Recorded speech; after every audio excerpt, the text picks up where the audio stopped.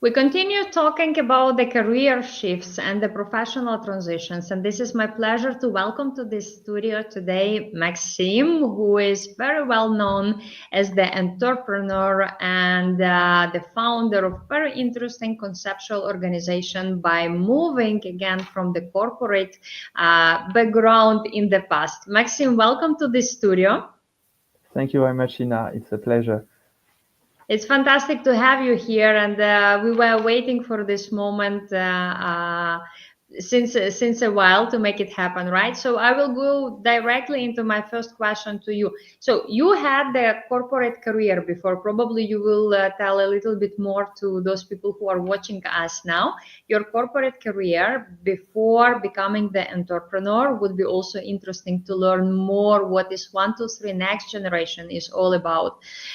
So my question precisely to you would be after the introduction, what was that turning point that made you literally realize that it was time for you to take different professional paths?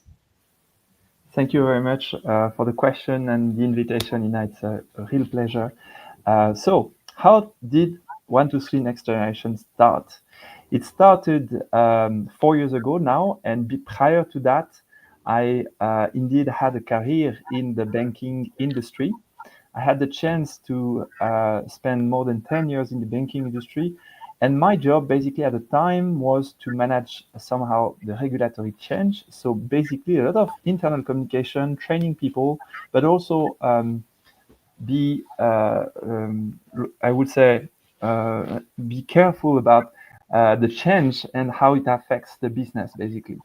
So what was the starting point? At some point, we had the chance to have children with my wife, and we had our first daughter, and then twins, number 2 and 3, Mhm. and that was the starting point of thinking, why not creating a company that will be called 1, 2, 3, and 3 years after that, we started the company.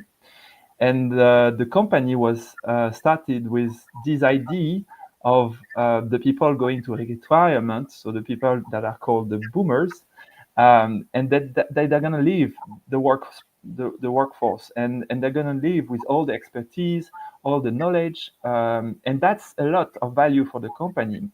And so the question is, who is going to replace those people? Of course, it must be some people who are a bit more next generations, if you want, and those we know that those next generation don't communicate with the exact same communication codes. They have different communications codes, and so we thought, why not the video could be the bridge between generations? Because we also hear about our clients who are senior people who say, basically nobody reads the newsletters. It's incredible. So it's not a question of age. It's more rather, I think, a consumer base that is changing the habits in how they consume the video content, and more people looking for videos. So both for external communication, but also internal communication. So just to have a brief key figures now, talking about 1, 2, 3 Action, it started 4 years ago. We have a team of 6 people. We produce more than 200 videos and approximately 100 conference and trainings for more than 80 clients that are spread across different various industries. And this is where it's very interesting, both public and private. And what was that turning point for you again? I understand the concept of the company, but mentally and in your heart, probably, Mm. when did you realize, and what was the trigger point for you to realize you want to become the entrepreneur? That's a very good question. I think when you become a father or a mother in general, you see that there are certain challenges and things that you didn't have in your universe before. That's for sure. And transmission, I think, is part of the DNA of the company, and that's, I think, also to say to my children and next generations as well, to leave a word that is a bit a better place to work for our children and for our next generations. Mm. It's a beautiful story, and we create the businesses with purposes, right? As the entrepreneurs, doing something good for the society, for the planet well-being, but for our own families as well, right? I'm in the same boat as you, right? I had the corporate career in the past, and some point of time I decided that I want to start my own thing, right? And today I manage two companies and very happy and fulfilling process, but and this is not what people who are listening to us now is expecting us to say, right? They want some more real things and the pitfalls on the process. We are both entrepreneurs and we know that building own company is the challenging journey. Looking back at your journey, what were the biggest challenges you faced in the early days of your venture of 1 to 3 next generation? And then actually, how did your corporate experience help? Because for me, for instance, it helped a lot. I have my insights I can share later on, but we are here to listen to you. So yes, indeed, I was working in the bank industry where you know that salary are quite good. I had the chance to have a good career. So basically, you stop something that was basically giving you some kind of comfort to you and your family, and especially when you have a family, to do this jump out of nowhere. You jump from the outside from the window, and you don't know when it's gonna fall, because at the beginning you have to take a big risk, a big shot, and you have to invest a lot, because it's gonna take time before you can deploy your wings and start trying to fly by your own. And this is a kind of quite a risk situation where, yes, indeed, you feel alone. At the beginning, you start from a blank page. That was my case. I was coming from the compliance. So basically, I was quite uh, learning everything about sales, about marketing, about um, different aspects on what we do, and basically everything needs to be built. So you need to develop skills in every areas of the company. You build the things, so you're fully responsible for that, and so you need to equip yourself with different skills that you didn't have before. So that's, I think, one of the challenge. And then you need also to believe in you, and that's the other aspect, is because when you start something new, no one is going to give you at the beginning at least the chance, and you need to really do the best and try again, and you're going to take a lot of doors in the face. That's the reality of the thing at the beginning. And then once you have your first few clients, it becomes a bit more easier, but it's still something difficult. And at each stage of your company, when you grow, which was our case, because I started alone and now we are 6 in the company. And each time you double the size of the team, or because you develop your activities or develop products, it's a different company to manage. And this is where you need to adapt constantly. It's not only at the beginning that is difficult, it's the full journey. And especially the 5 4 years are especially risky, because you never know whether it's gonna break or not, basically. So indeed, build system, attract talent, find the good people, and find the good expertise to surround yourself with good people, including the people who are like your family. I think it's also to say to my wife, thank you so much, because I think my wife supported me, and our children gave me the force to move forward, even though the chips were down. So it's also important to say that the people that are around you are such a good pillar, and if you don't have those pillars around you, it's much more difficult. Hmm. I, I can share very similar sentiment, and let me say the same thing to my husband, who was always supporting from the very beginning, and who told me, "Sherry, go, you can do that," and I did that, and without him, I would not be where I am today. Thank you so much. I hope And he is watching this now. And yeah, absolutely. I think in terms of the set of skills, we are learning so many new things. My experience is the opposite to yours. I came from marketing, right? So that skill I had, but for instance, when I launched Bevel ON Association as the social impact venture of Bevel, I had to learn compliance and due diligence, right? And that was the opposite model, the opposite leadership style. We always learn and we always find out something new, and the personal strengths and confidence. Thank you so much for highlighting this. This is something that no matter what you know and learned in the business schools, but if you don't have this, if you don't believe in yourself and you don't have your support system of people that believe in you and push you and wake up with you every day with your dreams, it's not going to happen. So another question I have to you also, Maxime, as we are talking, we are too cool here, right? Now we build our companies, we have our clients, it works. You did 4 years, you started 4 years ago, I started 5 years ago, and then COVID hit me and I had to redo the stuff again, right?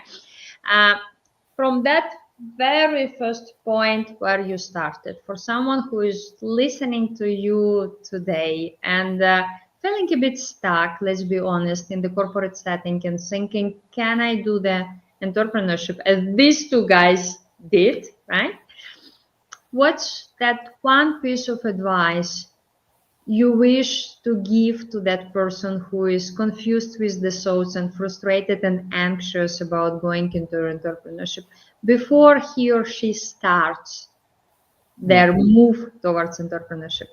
One wisdom from your own experience that they should be aware about. I think you mentioned it, be curious, meaning preparing and planning this jump, because it's a real jump. You're going to be constantly out of your comfort zone, basically. And you're going to be constantly facing a lot of issues. And as I said, very often you have to prioritize issues after issues. And this is something that you are going to need to live with, because otherwise you will be disappointed. You need to be prepared mentally to basically do the hard stuff. Everything from the coffee machine to the more things that are more bright. But there are more things that are difficult to handle than just the bright things. So I think planning, be curious, prepare yourself also in terms of training. If the company can afford, you can also develop your skills while you're still in employment, because it's something that may be offered by the company, and then you have to pay, of course, if you're by your own, and you have to take time. It's not only the money, it's the time as well. I think network is your net worth, as the American says. I think it's very true. So building a network is super important. Going out and going to places where you may meet your next customers is quite interesting. On top of learning new things, because during those conferences you for sure will meet and listen to interesting stuff. Also, of course, have a good environment. I think we mentioned it. It's super important. I believe in the power of human connection, also the support of the family and the children, if not children, the people who surround you, and that helped me a lot, basically. And I hope one day my children will look at this video and maybe see what they helped me to achieve. And then, of course, have a work ethic, because this is not great, but no one says how much suffer we have to face, and this suffer needs to be organized somehow so that you can deal with it in an organized way. And discipline. You need to work a lot. I mean, I don't know how many days of off you did have, but I didn't have much.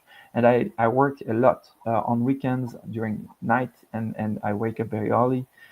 But it's really necessary. I mean, if you think it's going to happen in like this, it's not going to happen. And even the big ones who are like achieving after 6, 7, like the success you have, at every step, you're going to have to be involved. Otherwise, there is a risk of losing somehow the performance, or basically being not involved is not also always showing the example neither. So I think it's important to show the example and be also consistent.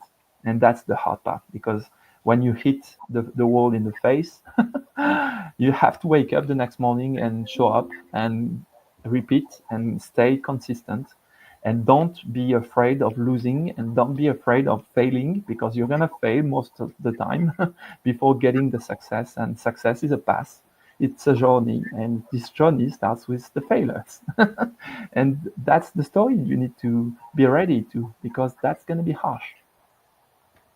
This is so true. I'm listening to you and I'm writing my own story with your own words, right? And guys, this is not that we are not over exaggerating here.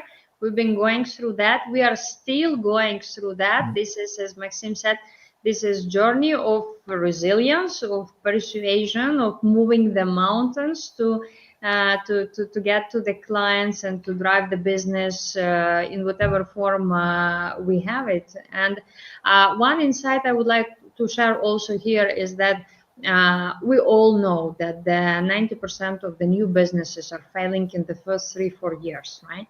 And there could be plenty of reasons for that, on difficult economical circumstances, or the investments, or the product or service fit. But I think there is a huge part of that loss is actually related to the discipline of the owner, of the founder of the organization, on how he or she was persuasive in terms of building the stuff.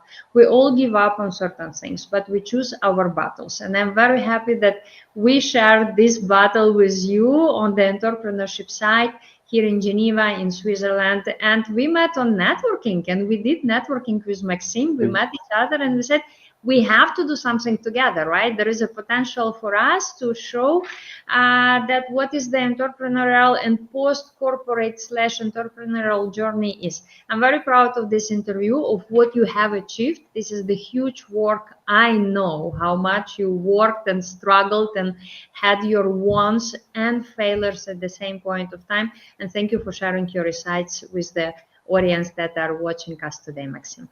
It's a real pleasure, Inna, and it's indeed also what you have achieved is amazing. So congrats to you and your teams, and we're on the same boat. Exactly. And we will share the wins. I hope we will be sharing more wins. I'm sure, not I hope, I'm sure that we will be sharing more wins that failures, because we are made for this, right? Indeed. Fantastic. Thank you, Maxime. It's a pleasure. Thank you to you.